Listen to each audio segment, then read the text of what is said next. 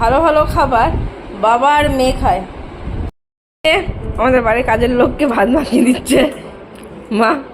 চুরি হচ্ছে চুরি। Good morning. সকালবেলায় ঘুম থেকে উঠেছি, কিছু ভালো লাগছে না। কাল অনেকটা রাতে ঘুমিয়েছি, কাল রাতে একটু বেশি ফোন ঘাটা হয়ে গেছিল, কিছু ঠিক লাগছে না। তাও আজকেও বেলা করে উঠেছি। এখন এইটা খাওয়া এটা খাওয়া যখন বেলা এই 12টা বাজলে লাঞ্চ করবে, তখন উনি চা খাবে। তো যখনই চা খেতে ইচ্ছে হয় তাই তখন চা খায়। যে চা খেতে ইচ্ছে হচ্ছে সেটা একবারও বলবে না, উল্টে বেলা 12টার সময় চা খাবে এটা ওটা বলছে। তো নিজে চা খেতে ইচ্ছে বলতেই পারে। তো হাজার মুখ ঝামটা খাওয়ার পর চা করছি এখন, ঠিক আছে?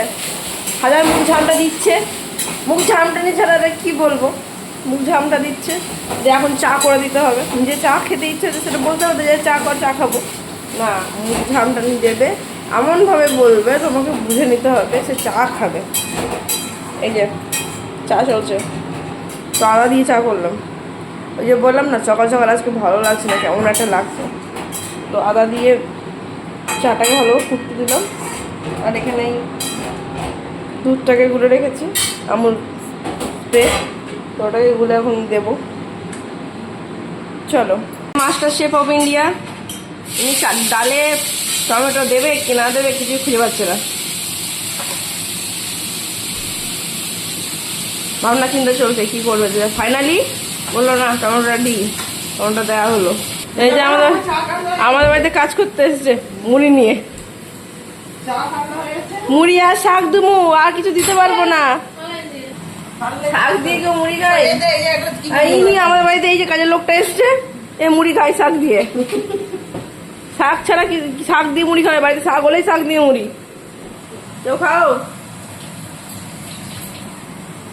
দেখো বাড়িতে যা যা কাজ আছে সব করে দিও। টাকা বেশি দিতে পারবো না। ও বাবা, কাজের লোকের আবার ডিমান্ড আছে মুড়ি নালে ভাত। ভাতটা এখন হয়নি বলে উনি এখন মুড়ি খাবেন, শাক দিয়ে মুড়ি।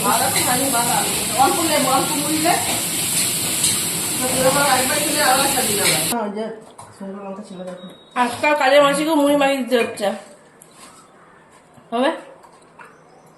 মা আবার কাঁচা লঙ্কা জায়গায় ভেন্ডি মাখিয়ে দিচ্ছে।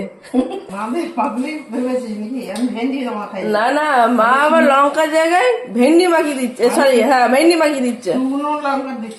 হ্যাঁ শুকনো লঙ্কা দিচ্ছিল। গেছে সব একসঙ্গে গেছে, কাজের লোক দাঁড়িয়ে আছে এদিকে ঘরের বাইরে। কাজের লোক ডাঁটা নেবেন। কাজের লোককে দেওয়া হলো শাক আর মুড়ি, মানে বোনকে দেওয়া হলো, মজা করছি। শাক আর মুড়ি ও খেতে ভালোবাসে, আর আমি নিলাম চা আর বিস্কুট, আর মাতাশ্রীকে দিয়ে এসছি। কি রান্না করছো মা? ডাল, পটল ভাজা, বেগুন ভাজা, আজকে তো আমাদের নিরামিষ, ভেন্ডি ভাজা, লাউ শাক পোস্ত, পকোড়া, টমেটো আলু সিদ্ধ জিরে লঙ্কা দিয়ে।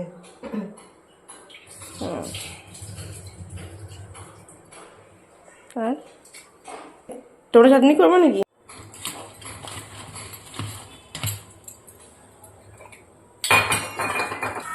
একবার এ বাটি, একবার ও বাটি, একবার সে থালা করে যাচ্ছে। একটা ভেন্ডিটা মাখবো, ওর মধ্যে ভেন্ডি লাল লাল করবে না, এগুলো ভাজবে, তা ওই জন্য ভেন্ডিটা আলাদা করে মাখবো বলে এটা একটু বড় জায়গায় মাখিয়ে নিলাম।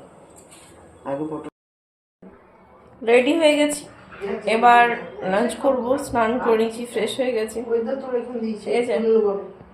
চলো, মা দিয়েছে ভাত। আমাদের বাড়ির কাজের লোককে ভাত মাখিয়ে দিচ্ছে মা। না আমার বড় মেয়ে, ছোট মেয়ে, ছোট মেয়ে আদরে কত ছোট মেয়ে জানে। হ্যাঁ আদরে বাঁদর তৈরি হয়েছে, বাঁদরি বাঁদরি। আর বড়টাও বাঁদর হয়েছে। না হ্যাঁ আমি তো বাঁদর হয়েছি। চলো খেয়ে নি।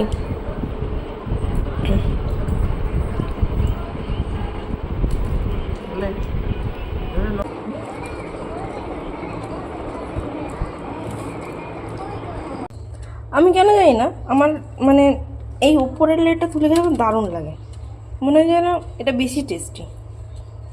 এমনি অতটা পছন্দ না হলো, এই ওপরের লেয়ারটা আমার দারুণ লাগে।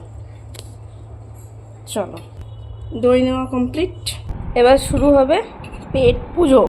মায়ের বক্তব্য হলো ভালো ভালো খাবার বাবা আর মেয়ে খায়, ঠিক আছে? ও এরকম, হ্যাঁ, মা খারাপ জিনিসগুলো খায়। আচ্ছা, এটা বলার কারণটা কি? এটা বলার কারণটা কি, এই যে শাঁখ আলু দেখাচ্ছি, এই যে শাঁখ আলু, এটা খেতে আমি একদম ভালোবাসি না। দাও না, এটা আমি খেতে একদম ভালোবাসি না। তো মায়ের বক্তব্য হলো যে এটা খেলে নাকি কি হয়, প্রোটিন হয়, প্রোটিন আছে সব কিছুতে, ঠিক আছে? তো সিজন ফ্রুট খাওয়া উচিত, ঠিক আছে? চলো খাই, না ইচ্ছা হলো খেতে হবে।